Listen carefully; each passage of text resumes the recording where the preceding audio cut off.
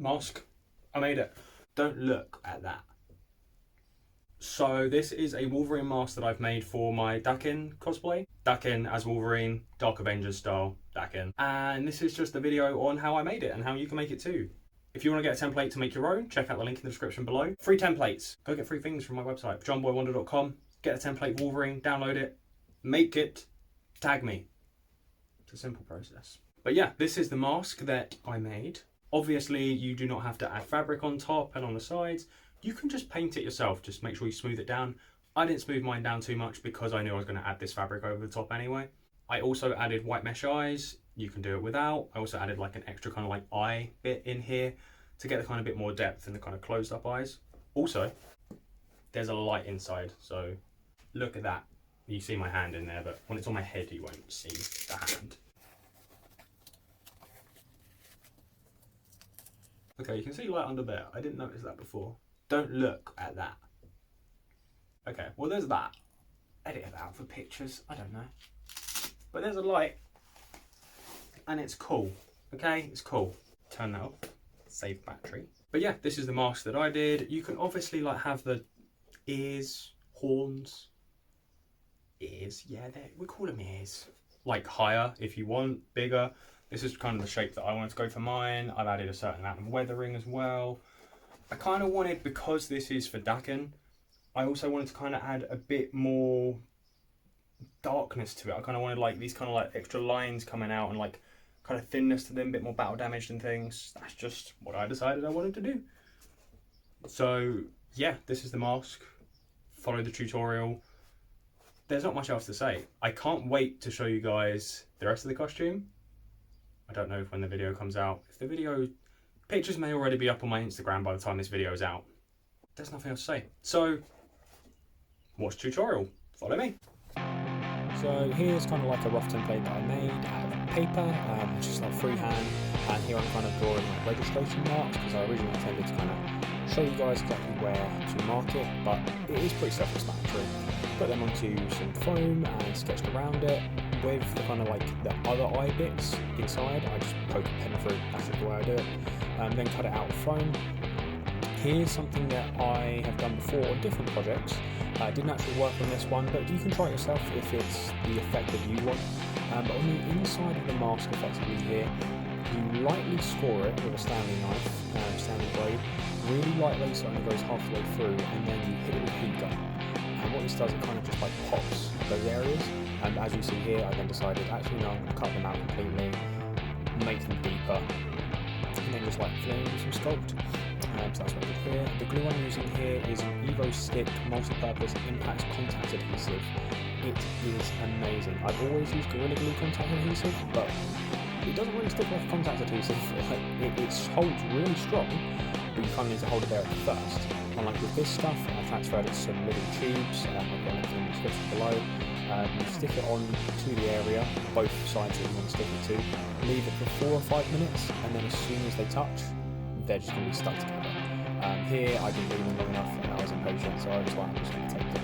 If you see on the other sort of areas, as soon as they touch, they're stuck together. You're going to be more likely to rip the foam than you are to pull them apart. Something I didn't film here was that I just heated up all of the foam pieces, just kind of get them a bit more round. And here you just see me assembling each piece. And there it is as a start.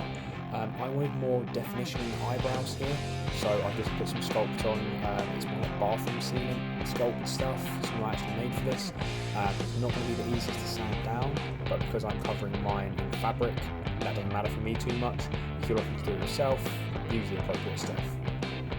The ears I then used a heat gun on and shaped into the way that I wanted the ears to effectively look, because it really varies from comic to comic, but this is the way I wanted them to be. And then to make sure they hold in that place, I'm using some Evo Stick wood glue, which has resin in, so it makes foam super solid. But then push some flat glue as well.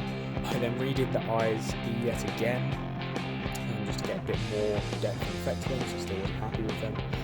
And now I'm just going to be gluing on fabric. So for the brown areas, I'm putting some masking tape over the kind of eye to ear section to get the exact shape, and then peeling that off. And because masking tape doesn't stretch or anything, ta-da, it's the right shape. Put that onto the brown fabric that I'm using. realised that kind of with the eyebrow area, it needs to go over perfectly, and the other areas can kind of like tuck in behind. So I'm cutting that out onto the fabric now. Again, getting my Evo Stick multi-purpose contact adhesive, putting that onto the fabric, putting that onto where the fabric's going to go.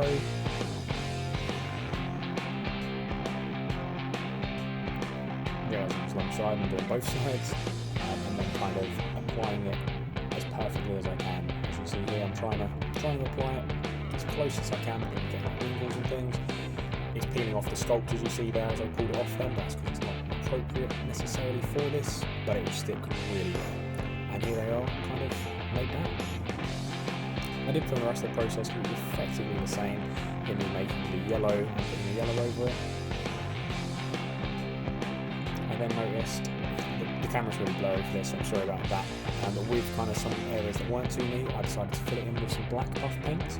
So I'm just filling it with some black puff paint there, and then on the yellow areas I'm going with some gold puff paint, and then we get a bit more of an effect like this. I'm just filling in with some more puff paint around the eye area to make it a bit darker.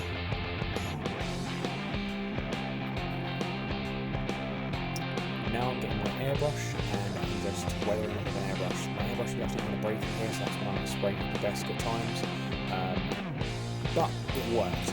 It worked to finish off this project. Just weather up the areas. Then I also had some white mesh and I was toying with, should I have the naked eye or should I have the white mesh eyes? And I decided to go with the white mesh eyes at the end. And then put it back in the mannequin and just to tighten those eyes up a little bit. Now the eyes were glued in, I'm going to some puff paint.